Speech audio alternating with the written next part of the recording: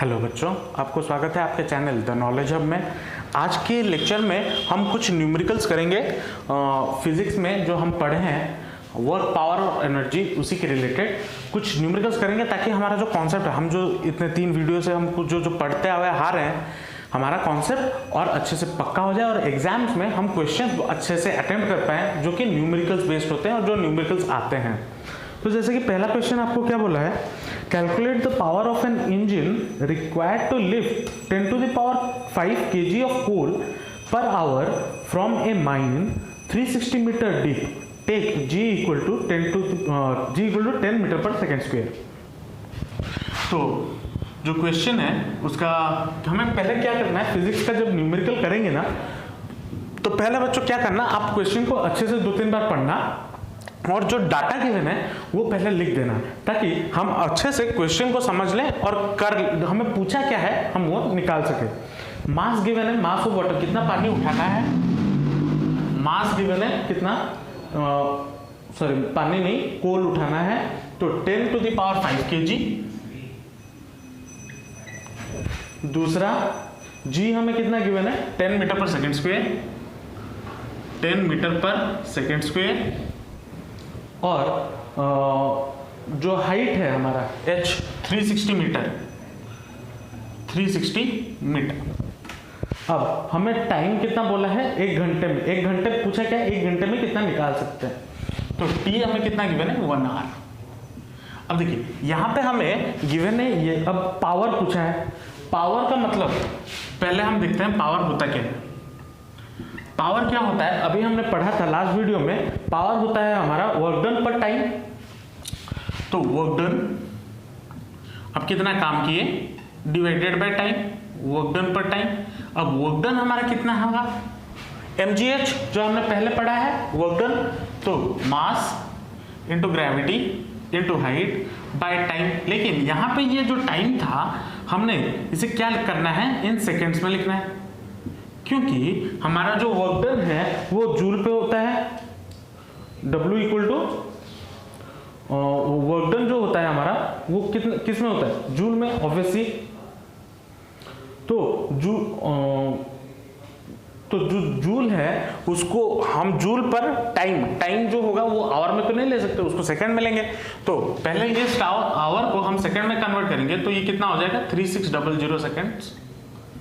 तो पावर हमारा कितना हो जाएगा, mgh हमें सारा गिवन है, 10 to the power 5 into 10 into h 360 divided by time 3600।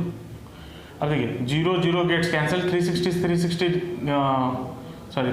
Gets cancel, 10 gets cancelled, तो बचा कितना, 10 to the power 5 वाट। ये आपका बचा, क्योंकि हाँ 10 to the power 5 वाट। अब इसको अगर हम किलोवाट में लिखें तो ये कितना हो जाएगा, लगभग 10 to the power या फिर 100 किलोवाट हम लिख सकते हैं। आप ये ना लिखें तब भी चलेगा, 10 to the power 5 वाट लिखें तब भी आपका आंसर गलत नहीं है। तो बस फॉर्मूला डालना है और क्वेश्चन सॉल्व करना है। नेक्स्ट क्वेश्चन आपको क्या बोला है, an electric motor of power 100 watt is used to drive the stirrer in a water bath. If 50% of the energy supplied to the motor is spent in stirring the water, calculate the work done on water in 1 minute. तो पहले हम क्या निकालेंगे, question number 2 में, question number 2। अब question number 2 में हमें power supply कितना किया जा रहा है, 100 वाट। तो पावर हमारा कितना है, 100 वाट। अब is use to drive, time कितना बोला है, 1 मिनट। हाँ, इन 1 मिनट, टी हमें बोला है 1 मिनट में, विच इज इक्वल टू, हम इसको कन्वर्ट कर देंगे एज इट इज 60 सेकेंड्स में। अब power use to stirring the motor, stirring the water, कितना हो जाएगा, power used to stirring the water. Obviously 50% अगर एनर्जी खर्चा हो गया आपका किधर, मोटर को सप्लाई करने में, तो बाकी कितना बचेगा एनर्जी, बाकी 50% बचेगा। तो ऑब्वियसली बात है 50% of power supply power supply ये बचेगा, तो ये कितना हो जाएगा 50/100 इंटू पावर सप्लाइड कितना था 100 वाट, तो 100 क्या कैंसिल, तो बचा कितना 50 वाट इतना। अब वर्क डन कितना होगा, work done equal to power into time. अब पावर हमारा कितना है 50 वाट और टाइम हमारा कितना है 60 सेकेंड, तो 300 6 5 30 3000 जूल ये हो जाएगा। तो ऐसे ही छोटे छोटे क्वेश्चंस आपके एग्जाम्स में आएंगे, तो आपको होपफुली समझ में आ रहा होगा। और हम कुछ 10 ईयर्स के भी क्वेश्चन करेंगे ताकि अपना कॉन्सेप्ट और अच्छे से क्लियर हो जाए। तो नेक्स्ट क्वेश्चन देखते हैं और नेक्स्ट क्वेश्चन को सॉल्व करते हैं।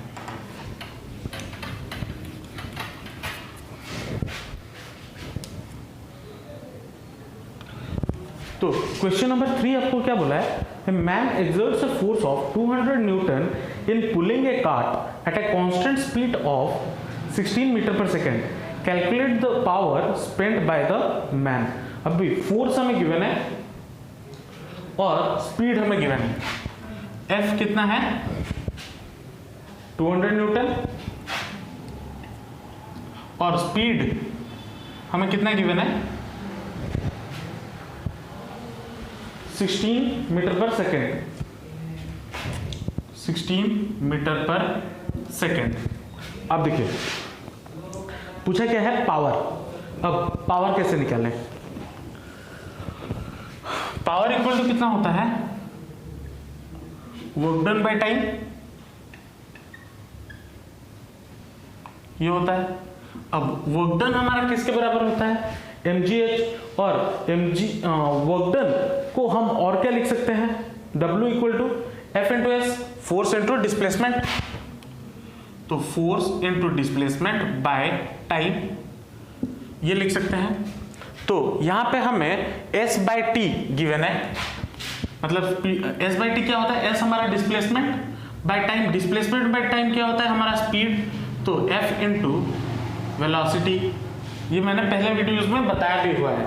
तो बाय फोर्स इंटू वेलोसिटी, क्योंकि टाइम तो इधर चला गया S बाय टी, तो F इंटू वी, तो पावर हमारा कितना निकल जाएगा force 200 into velocity 16, as simple as that. 16 को मल्टीप्लाई कर दो, 16 इंटू 2 12 32 और 00 इतना वोट कितना लगेगा 3200 वोट। तो बड़ा ही आसान सा क्वेश्चन है। अभी नेक्स्ट क्वेश्चन की ओर चलते हैं और उसको सॉल्व करते हैं। क्या बोला है, the work done by the heart is 1 joule per beat, calculate the power of the heart if it beats 72 times in 1 minute. बड़ा ही इजी क्वेश्चन है। क्या गिवन है पहले, number of beats in 1 minute, number of beats in 1 minute, 1 minute में अपना दिल कितने बार धड़कता है, किसी और के लिए नहीं खुद के लिए धड़कता है, किसी और के लिए तो चले छोड़िए, अब क्या बात करें, सब पढ़ाई पे ध्यान कर देते हैं। Number of beats in 1 minute कितना हो गया 72, तो number of beats per second, number of beats per second कितना हो जाएगा 72/60, ऑब्वियसली क्योंकि 1 मिनट इक्वल टू 60 होता है। तो पावर कितना होगा, पावर ऑफ हमारा दिल, पावर ऑफ हार्ट कितना हो जाएगा, वर्क डन पर सेकेंड, वर्क डन पर टाइम। अब वर्क डन हमें क्वेश्चन में गिवन है, work done by the heart is 1 joule, 1 joule, तो 1 जूल पर 1 जूल बाय 72/60 ये हो जाएगा, होगा या नहीं होगा। अब इसको अगर सॉल्व करते हैं तो ये हमें कितना मिलेगा,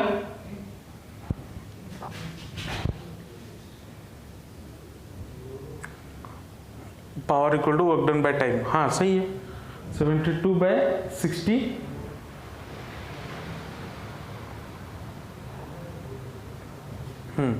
तो 1 जूल इक्वल टू 7, हाँ तो sorry work done into time ये होगा मतलब ये देखो, इसको पावर कैसे निकालें। आप तो बोल रहे हो, सोच रहे होगे कि सर बोले कि वर्क डन बाय टाइम तो पावर होता है, तो यहाँ पे वर्क डन इनटू टाइम कैसे लिख दिए। तो work done into time, work done पर टाइम होता है। अब ये जो वर्क डन है, पावर ऑफ हर्ट, ये work done by time, work done हमारा 1 सेकेंड है और 1 जूल है, और कितना टाइम ये धड़कता है, या फिर कितना नंबर ऑफ बीट्स कितना होता है पर सेकेंड, इतना बीट होता है ना। तो एक बीट के लिए 1 सेकेंड में इतना बीट्स होता है, तो वर्क डन कितना हो जाएगा, work done per beat into number of beats, work done per beat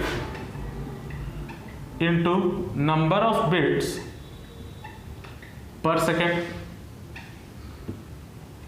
तो कितना हो जाएगा, वर्क डन हमारा 1 इंटू 72/60। तो ये हमारा लगभग 1.2 जूल के आसपास, जूल पर सेकेंड, तो फिर 1.2 वॉट आ जाएगा। तो हमारा दिल का जो पावर है वो है लगभग 1.2 वॉट। तो होपफुली ये कुछ बेसिक न्यूमेरिकल्स थे जो मैंने सोचा कि करवा दूं आप लोगों को। अगर आपको इस टॉपिक के रिलेटेड कुछ भी डाउट है न्यूमेरिकल्स के रिलेटेड, तो मुझे आप कमेंट सेक्शन में बताइए, मैं आप लोगों का प्रॉब्लम आराम से सॉल्व करूंगा और आपको एग्जाम में बिल्कुल भी प्रॉब्लम नहीं आएगी। तो अगर आपको कुछ भी दिक्कत है तो मुझे कमेंट सेक्शन में जरूर बताइए या फिर मुझे कांटेक्ट कीजिए। तो मिलते हैं नेक्स्ट टॉपिक में, क्योंकि ये टॉपिक अभी खत्म नहीं हुआ है। इस टॉपिक का और कुछ पार्ट कन्वर्शन वगैरह बचा हुआ है, जो हम नेक्स्ट दो वीडियो में शायद बनाऊंगा। उसके रिगार्डिंग डिटेल वीडियो बनेगा, 2-3 वीडियो में हम सीखेंगे और इस चैप्टर को क्लोज करेंगे। तो आज के लिए इतना ही रखते हैं, इस वीडियो में इतना ही रखते हैं। मिलते हैं नेक्स्ट वीडियो में, तब तक के लिए जाते जाते लाइक और सब्सक्राइब जरूर कर दीजिएगा। और अगर आप मेरे चैनल में कंटेंट आपको अच्छा लग रहा है तो मुझे कमेंट करके जरूर बताइएगा। और अगर आपको लगता है कि नहीं सर कुछ कमी है, तब भी कमेंट करके बताइए ताकि मैं अपने आप को सुधार सकूं। तो ऑल द बेस्ट बच्चों, एंड थैंक यू। अब नेक्स्ट वीडियो में फिर से मुलाकात होगी।